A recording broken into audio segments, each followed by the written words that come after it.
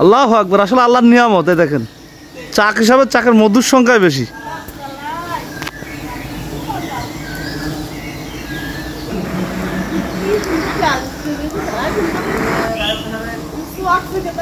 খোরশেদানির পক্ষ থেকে আমরা নিজে কালেক্ট করি দেশের বিভিন্ন জেলা থেকে। আমরা কিন্তু মধু ডিপার্টমেন্টে যত ভাইরাস, আমরা সরাসরি কীভাবে মধু কালেক্ট করি এটা দেখানোর চেষ্টা করি। ডুম দে, একটা ডুম দে, অর্ধেক অর্ধেক অর্ধেক।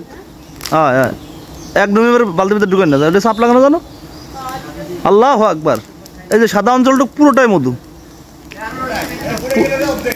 অটুক পড়বে, অটুক পড়বে। রিক্স নিয়ে মধু সংগ্রহ করতে হয়। নিচে আসলে কি পরিমাণ মধু আছে দেখাবো ইনশাল্লাহ। এই যে চাকটা আমরা কেটে নিচে চলে আসছি। আসলে চাকের মধ্যে চাকে হয়ে থাকে, আমরা যখন সিজনাল সময় তখন কিন্তু আমরা চাকশো চাইলে চাকশো দেবো। যখন সিজনাল সময় কেউ দাঁড়িয়ে থেকে মধু কালেক্ট করতে চলে সেভাবেই দেবো খোরশেদানির পক্ষ থেকে। যদি যখন সিজন চলে যাবে তখন কিন্তু 1 কেজি 50,000 টাকা বললেও আমরা চাকশো মধু দেবো না, আমরা মধু কালেক্ট করে রেখে দেবো, ঠিক আছে। আর আপনার